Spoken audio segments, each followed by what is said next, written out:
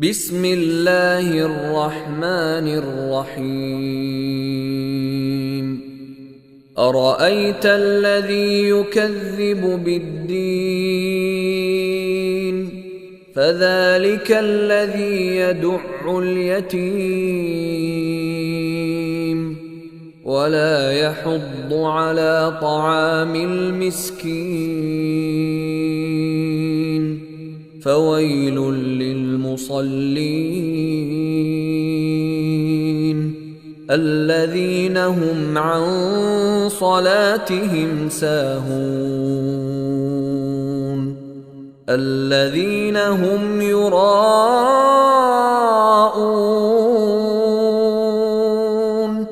ويمنعون الماعون